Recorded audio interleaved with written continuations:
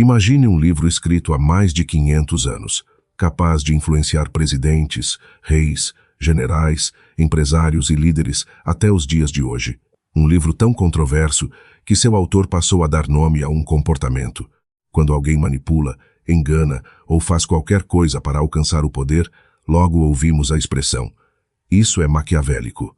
Mas, será que Maquiavel realmente defendia a manipulação? Ou será que durante séculos interpretamos sua obra de maneira equivocada? Esse é mais um vídeo do Ponto Zero, o lugar onde cada pergunta nos leva a uma nova descoberta. Para entender o Príncipe, primeiro precisamos entender o homem que o escreveu. Nicolau Maquiavel nasceu em 1469, em Florença, na Itália. Era uma época muito diferente da nossa. A Itália ainda não existia como país. A península era dividida em pequenos estados independentes que disputavam poder constantemente. Florença, Veneza, Milão, Nápoles, os estados papais. Cada cidade possuía seus próprios governantes, interesses e exércitos. Conspirações eram comuns. Guerras aconteciam com frequência. Traições podiam mudar o destino de uma nação em poucos dias. Foi nesse ambiente que Maquiavel trabalhou como diplomata por quase 15 anos. Ele negociou com reis, conversou com papas, observou guerras, acompanhou golpes de Estado e, principalmente, estudou como o poder realmente funcionava. Mas sua vida mudou drasticamente em 1512. A poderosa família Médici retomou o controle de Florença. Maquiavel foi preso, acusado de conspiração, torturado e depois exilado. Longe da política, vivendo no campo, ele começou a escrever, não para criar um manual de maldade, mas para registrar tudo aquilo que havia aprendido observando governantes durante sua vida. Assim nasceu o Príncipe. Curiosamente, o livro não foi escrito para ensinar pessoas comuns. Foi dedicado a um governante da família Médici. A intenção de Maquiavel era demonstrar seu conhecimento sobre política e talvez conseguir voltar ao serviço público. Mas o destino daquela obra seria muito maior. Existe uma frase frequentemente atribuída a Maquiavel: os fins justificam os meios. Talvez você já tenha ouvido isso. O curioso é que essa frase nunca foi escrita literalmente em O Príncipe. Ela surgiu como uma interpretação posterior das ideias presentes na obra. E essa diferença muda completamente a forma como entendemos o livro. Maquiavel não dizia que qualquer atitude era moralmente aceitável. O que ele fazia era separar duas coisas que até então costumavam caminhar juntas: a moral e a política. Antes dele, muitos filósofos descreviam como um governante deveria agir. Maquiavel resolveu fazer outra pergunta: como os governantes realmente agem? Essa mudança parece pequena, mas revolucionou a ciência política. Ele abandonou o mundo ideal e passou a observar o mundo real.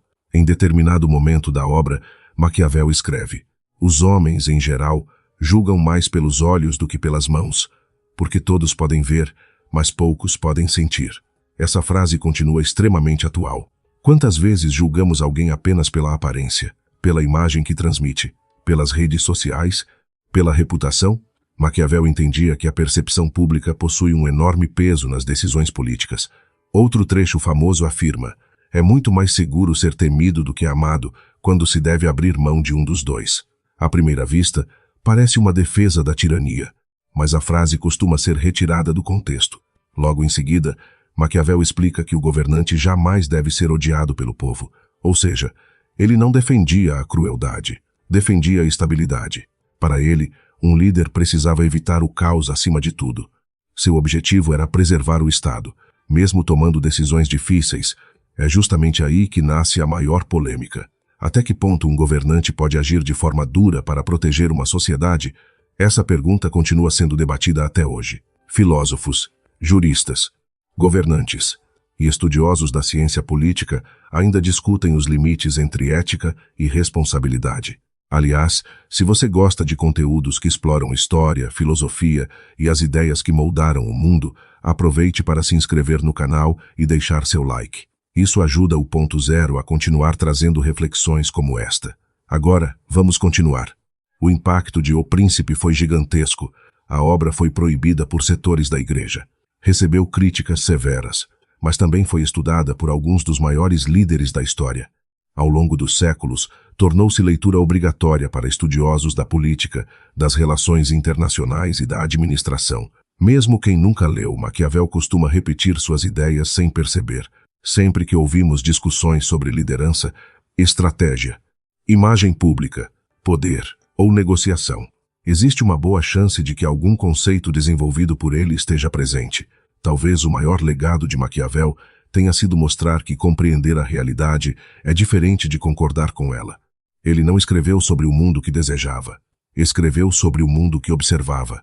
E talvez seja exatamente por isso que sua obra continua tão relevante mais de 5 séculos depois.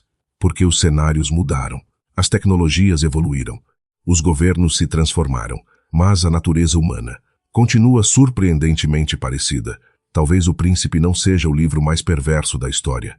Talvez seja apenas um dos livros mais mal interpretados da história.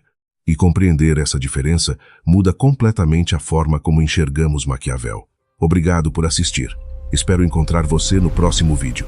Porque toda grande descoberta começa quando temos coragem de questionar aquilo que sempre acreditamos ser verdade.